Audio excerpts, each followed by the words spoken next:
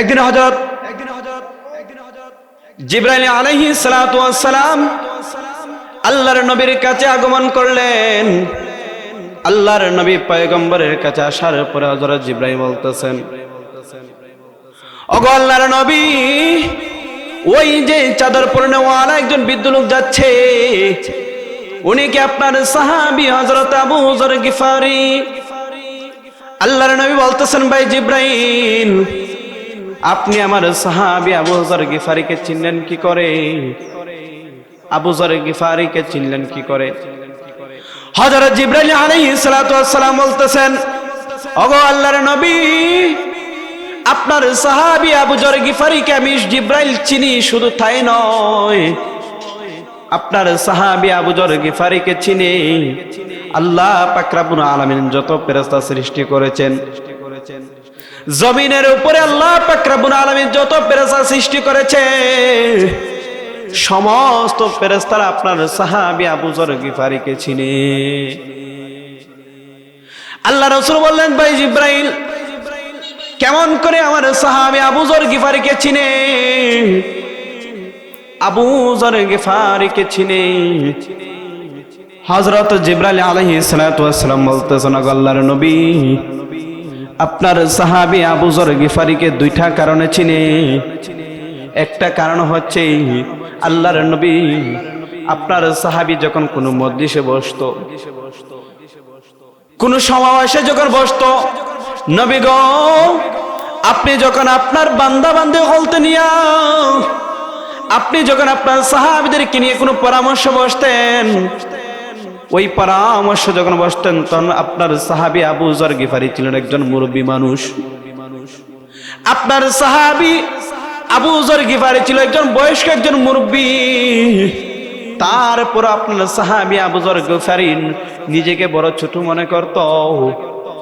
আরেকটা নামও ছিল, উনি সব সময় সূরা ইখলাস তেলাওয়াত করত।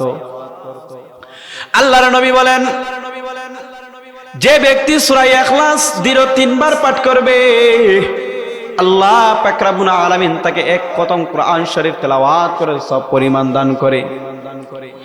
ওই দুইটা কারণে আপনার সাহাবী আবু যর গিফারিকে সমস্ত ফেরেশতারা চিনে। আল্লাহর নবী বলতেছেন, আবু যর গিফারি, আপনার এমন গুরুত্বপূর্ণ কোন আমল ছিল যে আমলের কারণে আপনার সাহাবী আমার সাহাবী হযরত জিবরাইল আলাইহিস সালাতু ওয়াস সালাম আপনাকে চিনে। ওই সাহাবী যখন গুরু কবরকে ডাক দিয়ে বললেন, কবর রে, সাবধান, তুই হযরত ফাতেমার সাথে বদাচরণ করিস না, খারাপ আচরণ করিস না। কবর ডাক দিয়ে বলেন, আল্লাহ রাসূল, সাহাবী, আমি এমন একটা গুরুস্থান, আপনার কোন রাজা বাচ্চা টাকাওয়ালা পয়সাওয়ালাকে চিনি না।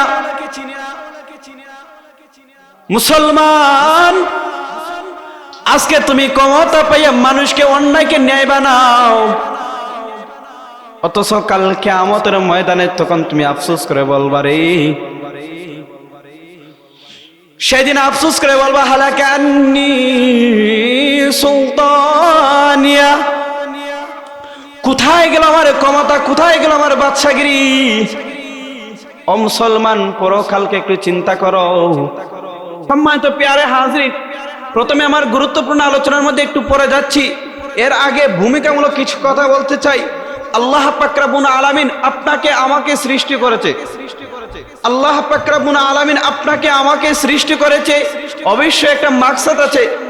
যেহেতু এই কোরআনী মজলিসের একটা মাকসাদ, যেহেতু কোরআনী মজলিস অনুষ্ঠিত হয়েছে আপনার আমার পরিশ্রমে, আপনার আমার টাকার পরিশ্রমে, আপনার আমার সময়ের পরিশ্রমে, যেহেতু এই মজলিস হয়েছে, অবশ্যই আপনার আমার একটা মাকসাদ আছে। মাকসাদটা কি? যে এই এখানের মধ্যে বিভিন্ন উলামায়ে কেরাম এসে কথা বলবে, কুরআন হাদিস থেকে কথা বলবে, এই কথা শুনে যাতে আমাদের মতো সাধারণ মানুষরা যাতে কথা শুনে আমল করতে পারে, আমল করলে যাতে একজন মানুষ তার আমলের প্রতি আবদ্ধ হয়, আল্লাহ পাক রব্বুল আলামিন ওই আমলের প্রতি খুশি হয়ে যাতে ওই বান্দাকে জান্নাত দান করে, এটাই আমাদের উদ্দেশ্য। যেহেতু আল্লাহ পাক রব্বুল আলামিন আপনার আমাকে সৃষ্টি করেছে, অবশ্যই একটা মাকসাদ আছে। মাকসাদটা কি? যে বান্দা বান্দি হল, তোমরা আমি আল্লাহ সৃষ্টি করেছি, আপনাদেরকে আমি হাত দিয়েছি, পা দিয়েছি, কেন দিয়েছি? তোমরা কি দুনিয়াতে খুন খারামির জন্য, মারামারি করার জন্য? না, বরং দুনিয়াতে থাকবাই, তোমাদের ব্যস্ততা, তোমাদের প্রয়োজনীয় জিনিসগুলো পুরা করবাই, তারই সাথে সাথে আমি আল্লাহ পাকের ইবাদত করবাই। কার ইবাদত?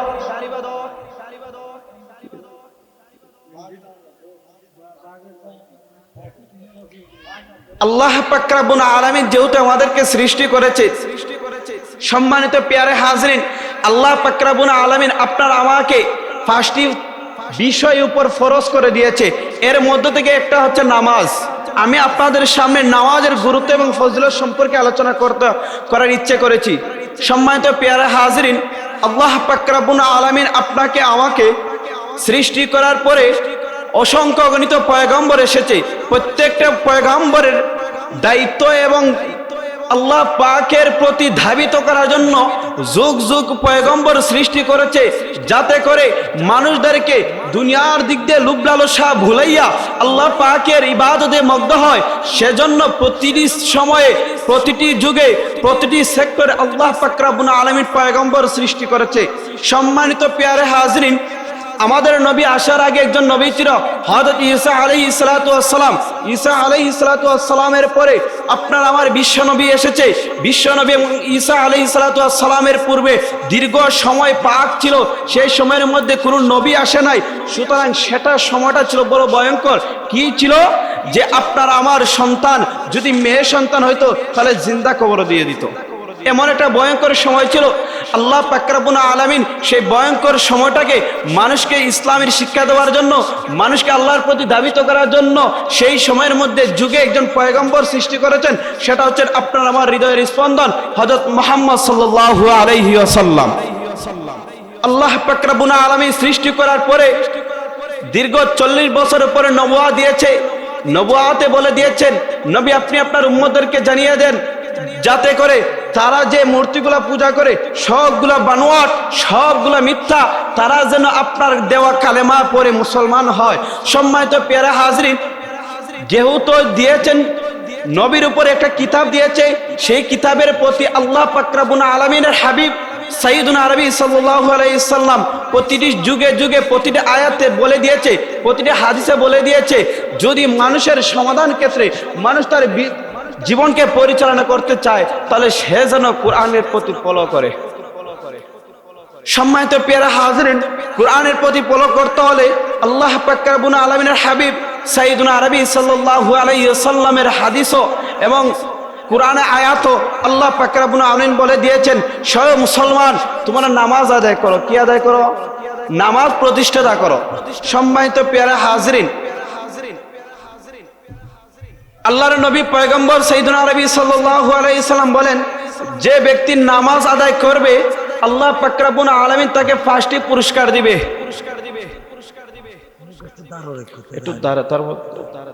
আল্লাহ পাক রব্বুল আলামিন যেহেতু বলে দিয়েছেন, নবী করিম সাল্লাল্লাহু আলাইহি সাল্লাম বলে দিয়েছে, কি বলে দিয়েছে?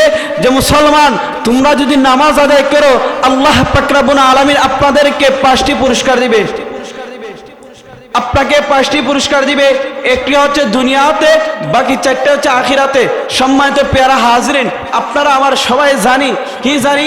যে দেখেন দুনিয়ার মধ্যে মারামারি খুন খারামি কেন হয়?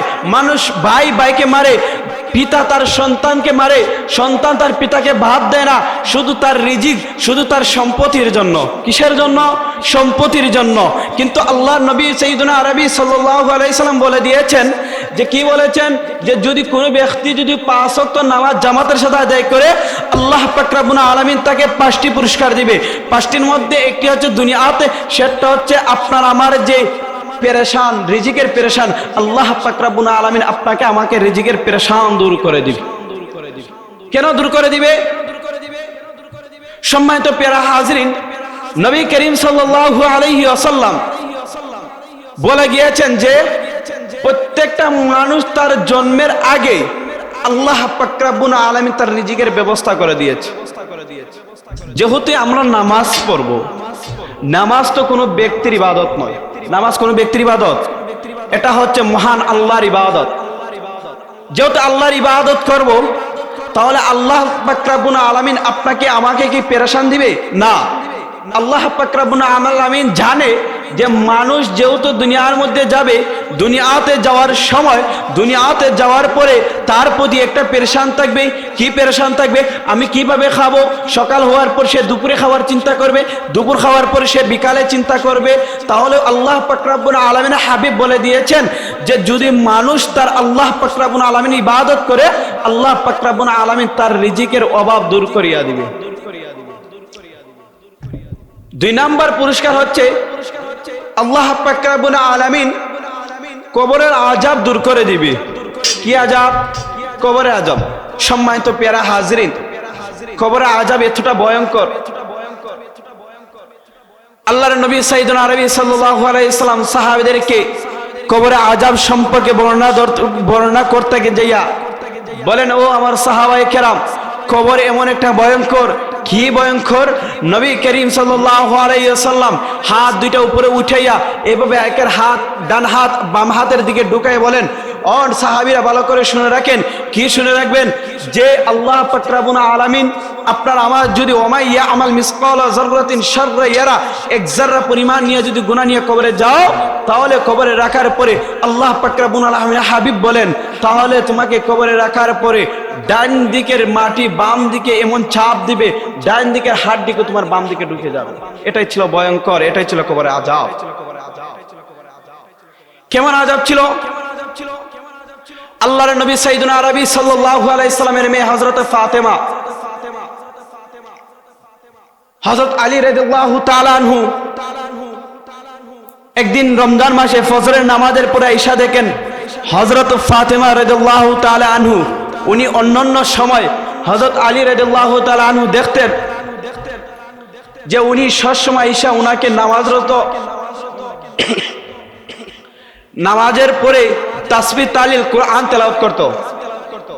কিন্তু একদিন আয়েশা দেখে হযরত ফাতেমা রাদিয়াল্লাহু তাআলা আনহা উনি সেদিন তাসবিহ তাহলিল পড়ে নাই।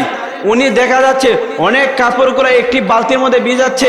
হযরত আলী রাদিয়াল্লাহু তাআলা আনহু প্রশ্ন করলেন, ফাতেমা কারণটা কি? অন্য সময় তোমাকে আমলরত অবস্থা দেখতাম, কিন্তু আজকে তো তোমাকে আমলরত অবস্থা দেখা যাচ্ছে না, কারণটা কি? তুমি এত পেরেশান কেন? এত কাপড়গুলা ভিজাইলা কাপড় দেওয়ার জন্য। হযরত ফাতেমা বলতেছেন, ওগো আল্লাহর নবী সাহাবী, ভালো করে শুনে রাখেন, আল্লাহ পাক রব্বুল হাবিব আমাকে স্বপ্ন দেখাইছে কি যে ফাতেমা সেহরিটা তুমি তোমার স্বামী হযরত আলীর সাথে খাও আর ইফতারটা আমি নবীর সাথে ইফতার করবা। হযরত আলী রাদিয়াল্লাহু তাআলা আনহু ছিলেন একজন জ্ঞানী মানুষ, ফাতেমা ছিল একজন জ্ঞানী মানুষ। তারা বুঝে গিয়েছে যেহেতু নবী করিম সাল্লাল্লাহু আলাইহি সাল্লাম দুনিয়ার মধ্যে নাই, অবশ্যই ফাতেমারও দুনিয়ার মধ্যে থাকার আর কোনো সময় নাই। তখন ফাতেমা রাদিয়াল্লাহু তাআলা আনহু বলতেছেন আলীরকে, ওগো আমার স্বামী আমার, যদি আমি ইন্তেকাল করি তাহলে মাইক জোরে এলান দেওয়ার দরকার নাই, মাইক জোরে এলান দেওয়ার দরকার নাই। হযরতের আলী রাদিয়াল্লাহু তাআলা আনহু বলতেছেন, ফাতেমা কারণটা কি? বলে যদি মাইক জোরে এলান দেন তাহলে অনেক সাহাবীরা আসবে, অনেক পুরুষ মানুষ আসবে ফাতেমার জানাজা অংশগ্রহণ করার জন্য। যখন লাশটা নিয়ে যাবে তখন তারা আমার লাশটা দেখবে, তখন তারা অনুভব করবে যে আমি ফাতেমা কত লম্বা ছিলাম, কত মোটা ছিলাম, কত চিকন ছিলাম, কত ওজন ছিলাম। তখন পুরুষগুলো অনুভব করবে, তখন আমার পর্দা নষ্ট হয়ে যাবে। কি নষ্ট হয়ে যাবে? পর্দা নষ্ট হয়ে যাবে। আজকের জামানার মধ্যে দেখা যাচ্ছে আপনার আমার মা বোনরা পর্দা বলতে কিছু নাই। মুসলমান, আল্লাহ পাক রব্বুল আলামিন আপনাকে আমাকে যে নামাজ যেমন ফরজ করে দিয়েছে, রোজা যেমন ফরজ করে দিয়েছে, যাকাত যেমন ফরজ করে দিয়েছে, হজ যেমন ফরজ করে দিয়েছে, জিহাদ যেমন ফরজ করে দিয়েছে, আপনার আমার মা বোনদেরকে একটা পর্দা ফরজ করে দিয়েছে। আজকে দেখা যাচ্ছে আমি সন্তান হইয়া আমার মা পর্দা করে না, আমি সন্তান হইয়া আমার বোন পর্দা করে না। সম্মানিত পেয়ারা হাজরিন, ভালো করে শুনে রাখবেন, আল্লাহ পাক রব্বুল আলামিন হাবিব সাইয়েদুনা আরবি সাল্লাল্লাহু আলাইহি সাল্লাম বলে গিয়েছেন যে দায়ুস যারা তাদের জন্য আল্লাহ পাক রব্বুল আলামিন হাবিব বলেছেন 3 শ্রেণীর লোকের জন্য জান্নাত হারাম। কয় শ্রেণী? 3 শ্রেণী। কয় শ্রেণী? 3 শ্রেণী। কারা? যারা পিতা মাতার সাথে অবৈধ আচরণ করে।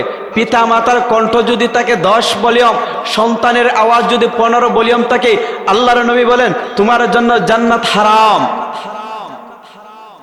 নবী করিম সাল্লাল্লাহু আলাইহি সাল্লাম আরেক শ্রেণীকে বলে দিয়েছেন দায়ুসের জন্য জান্নাত হারাম। দায়ুস, হাদিসের ভাষা দায়ুস কারা? দায়ুস হচ্ছে তারা, তুমি স্বামী বেঁচে আছো, তোমার স্ত্রী পর্দা করে না, তোমার স্বামী বেঁচে আছো, তোমার মেয়ে পর্দা করে না, তোমাকে বলা হয়েছে হাদিসের বাচ্চা দায়ুস। সম্মানিত পেয়ারে হাজরিন, অসংখ্য গণিত সন্তানগুলো আছে, অসংখ্য গণিত স্বামীগুলো আছে, তাদের স্ত্রী পর্দা করে না, তাদের স্বামী পর্দা, তাদের স্ত্রী পর্দা করে না, তাদের মেয়ে পর্দা করে না।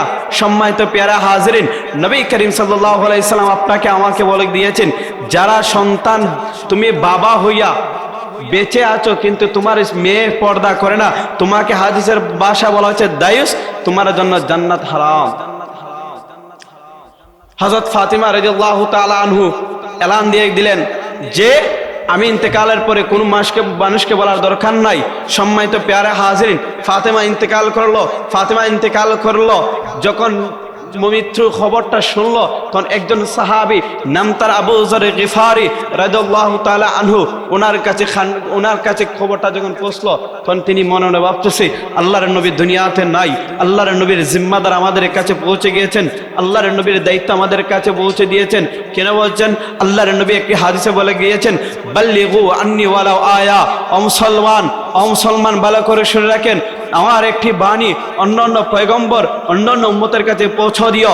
সম্মানিত পেয়ারা হাজরিন, যেহেতু আল্লাহর নবী নাই, আল্লাহর নবী হাদিসগুলা, কোরআনের বিধি বিধান নিয়মগুলা, হাদিসের বিধি নিয়মগুলা যেহেতু মানুষের কাছে পৌঁছানোর জন্য, এজন্য প্রতিষ্ঠাতা মাদ্রাসা হয়, মাদ্রাসা থেকে আলেম উলামা হয়, ওই আলেম উলামা যখন মানুষের কাছে ইসলামের দাওয়াত হাদিসের কথা বর্ণনা করে, তো ওই দায়িত্ব নিয়ে হযরত আবু যর গিফারি রাদিয়াল্লাহু তাআলা আনহু ভাবতেছে যেহেতু ফাতেমা ইন্তেকাল করেছেন তাহলে তো অবশ্যই আমার যাওয়া দরকার। তিনি খবর খনন করার জন্য চলে গেলেন গুরুস্থানে। খবর খনন করার শেষ, তখন হযরত আবু যর গিফারি রাদিয়াল্লাহু তাআলা আনহু বলতেছেন, এরে গুরুস্থান, এ মাটি সাবধান, হযরত আদম আলাইহিস সালাম থেকে নিয়া তোমার কবরের মধ্যে অসংখ্য গণিত মানুষ রাখা হয়েছে, কিন্তু যার সাথে যার যেমন আচরণ করেছেন, সাবধান, আজকে এমন একজন মানুষকে রাখা হবে, সাবধান, ওই মানুষের সাথে বেয়াদবি করিস না, ওই মানুষ সাধারণ মানুষ না, উনি হচ্ছেন জান্নাতের মহিলাদের মধ্যে সর্দার হযরত ফাতেমা, জান্নাতের যুবক হযরত হাসান এবং হুসাইনের মা, বিশ্বনবী সাইয়্যিদুনা আরবি সাল্লাল্লাহু আলাইহি সাল্লামের মেয়ে হযরত ফাতেমা, সাবধান, তার সাথে কোনো খারাপ আচরণ করিস না। কাকে বলছে? খবরকে বলছে। তখন গুরুস্থান আল্লাহকে ডাক দিয়ে বলতেছেন, নবী আল্লাহ, আপনি আমাকে এরকম হিম্মত দেন, আপনার বান্দাকে আমি কিছু নসিহাত করে দেই, কিছু ওয়াজ করে দেই। তখন আল্লাহ পাক রব্বুল আলামিন গুরুস্থানকে মাটিকে বললেন, ঠিক আছে, তোমার জবানটা খুলে দিলাম। ওই জবান মাটি গুরুস্থান বলতেছেন, ওগো আল্লাহর নবী সাহাবী, ভালো করে শুনে রাখেন, আমরা এমন একটি ঘর, সেই ঘরের মধ্যে কোনো রাজা বাদশাকে চিনি না, কোনো মেম্বারকে চিনি না, কোনো চেয়ারম্যানকে চিনি না, কোনো টাকাওয়ালাকে চিনি না, আমি এমন একটা ঘর শুধু চিনি তার নেক আমল এবং বদ আমল, নেক আমল এবং বদ আমল। ওই সাহাবী অবাক হয়ে গেছেন, খবর কিভাবে কথা বলে। সম্মানিত পেয়ারা হাজরিন, সাহাবী আবু যর গিফারি সাধারণ সাহাবী নয়। একদিন হযরত জিবরাইল আলাইহিস সালাতু ওয়াস সালাম আল্লাহর নবীর কাছে আগমন করলেন। আল্লাহর নবী পয়গম্বরের কাছে আসার পরে হযরত জিবরাইল বলতেছেন, ওগো আল্লাহর নবী, ওই যে চাদর পরনেওয়ালা একজন বৃদ্ধ লোক যাচ্ছে, উনি কি আপনার সাহাবী হযরত আবু যর গিফারি? আল্লাহর নবী বলতেছেন, ভাই জিবরাইল, আপনি আমার সাহাবী আবু যর গিফারিকে চিনলেন কি করে? আবু যর গিফারিকে চিনলেন কি করে? হযরত জিবরাইল আলাইহিস সালাতু ওয়াস সালাম বলতেছেন, ওগো আল্লাহর নবী, আপনার সাহাবী আবু যর গিফারিকে আমি জিবরাইল চিনি, শুধু তাই নয়, আপনার সাহাবী আবু যর গিফারিকে চিনি আল্লাহ পাক রব্বুল আলামিন যত ফেরেশতা সৃষ্টি করেছেন, জমিনের উপরে আল্লাহ পাক রব্বুল আলামিন যত ফেরেশতা সৃষ্টি করেছে সমস্ত ফেরেশতারা আপনার সাহাবী আবু যর গিফারিকে চিনে। আল্লাহ রাসূল বললেন, ভাই জিবরাইল কেমন করে আমার সাহাবী আবু যর গিফারিকে চিনে? আবু যর গিফারিকে চিনে। হযরত জিবরাইল আলাইহিস সালাতু ওয়াস সালাম বলতেছেন, আল্লাহর নবী আপনার সাহাবী আবু যর গিফারিকে দুইটা কারণে চিনে। একটা কারণ হচ্ছে আল্লাহর নবী আপনার সাহাবী যখন কোনো মজলিসে বসতো,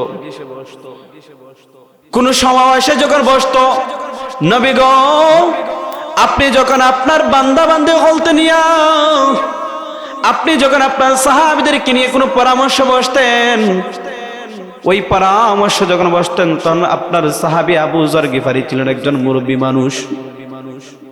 আপনার সাহাবী আবু যর গিফারি ছিল একজন বয়স্ক একজন মুরব্বী।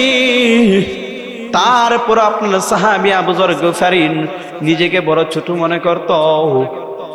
আরেকটা নামও ছিল, উনি সব সময় সূরা ইখলাস তেলাওয়াত করত। আল্লাহর নবী বলেন, যে ব্যক্তি সূরা ইখলাস দৃঢ় 3 বার পাঠ করবে আল্লাহ পাক রব্বুল আলামিন তাকে এক খতম কোরআন শরীফ তেলাওয়াত করে সব পরিমাণ দান করে। ওই দুইটা কারণে আপনার সাহাবী আবু যর গিফারিকে সমস্ত ফেরেশতারা চিনে। আল্লাহর নবী বলতেছেন, আবু যর গিফারি আপনার এমন গুরুত্বপূর্ণ কোন আমল ছিল যে আমলের কারণে আপনার সাহাবী আমার সাহাবী হযরত জিবরাইল আলাইহিস সালাতু ওয়াস সালাম আপনাকে চিনে। ওই সাহাবী যখন গুরু কবরকে ডাক দিয়ে বললেন, কবর রে সাবধান, তুই হযরত ফাতেমার সাথে বদাচরণ করিস না, খারাপ আচরণ করিস না। কবর ডাক দিয়ে বলেন, আল্লাহ রাসূলের সাহাবী আমি এমন একটা গুরুস্থান আপনার কোন রাজা বাচ্চা টাকাওয়ালা পয়সাওয়ালাকে চিনি না। মুসলমান আজকে তুমি ক্ষমতা পাইয়া মানুষকে অন্যায়কে ন্যায় বানাও, অথচ কাল কিয়ামতের ময়দানে তখন তুমি আফসোস করে বলবা রে, সেদিন আফসোস করে বলবা হালাকা আন্নী সুলতানিয়া, কোথায় গেল আমার ক্ষমতা, কোথায় গেল আমার বাদশাগিরি।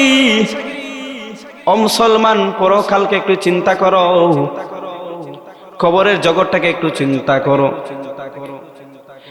কবর এমন একটি আযাব, আল্লাহর নবী সাহাবীদেরকে আযাবের বর্ণনা করতে যাইয়া ওমাই ইয়ামাল মিসকালা যাররাতিন শাররান ইয়ারা, এক যাররা পরিমাণ নিয়ে যদি গুরুস্থান নিয়ে কবরে যাও,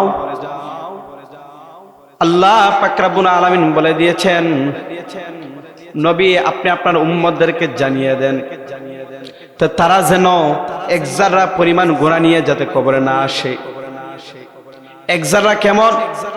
সকালবেলা দেখবেন, সকালবেলা যখন সূর্য উঠে, সূর্য ওঠার পরে দেখবেন একটি টিনের ঘরের মধ্যে ছোট্ট একটা ছিদ্র থাকলে তখন সূর্য একটা আলো আসে, আসার পরে দেখবেন কিছু ধুলাবালু কণা উড়ে।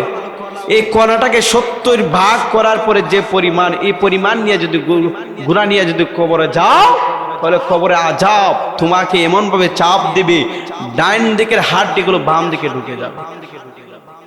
সম্মানিত প্যারা হাজরিন,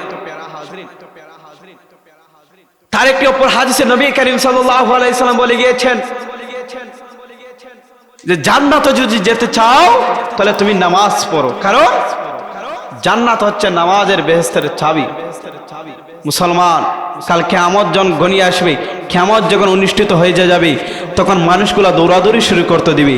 কি? তো মানুষ ওইদিকে এইদিকে দৌড়াদৌড়ি করবে, দেখবে তার সাথী মানুষ জান্নাতের মধ্যে ডাক দিবে, ভাই জান্নাতের দরজাটা খুলেন। বলে জান্নাতের দরজা আমরা খুলবো কিভাবে? জান্নাতের চাবি তো তোমার কাছে। বলে আমার কাছে চাবি মানে? কোথায় গেল, কই চাবি? তখন ওনার মনে পড়ে যাবে, হায় কি ভুল করেছি আমি। মুক্তাহার মাদ্রাসার মধ্যে হুজুররা মসজিদের মধ্যে বয়ান করতো, ছাত্ররা পড়তো, একটা হাদিস পড়েছিল মিফতাহুল জান্নাতিস সালাহ, নামাজ বেহেশতের চাবি। তখন সেদিন আফসোস করবে, হায় হায় আমি তো নামাজ পড়ি নাই, তাহলে জান্নাতের চাবি পাইবো কোথায় থেকে? নামাজ পড়ি নাই, তাহলে জান্নাতের চাবি পাবো কোথায় থেকে? মুসলমান সেদিন আফসোস করে বলবা, এজন্য সময় থাকতে নামাজটা পড়ো।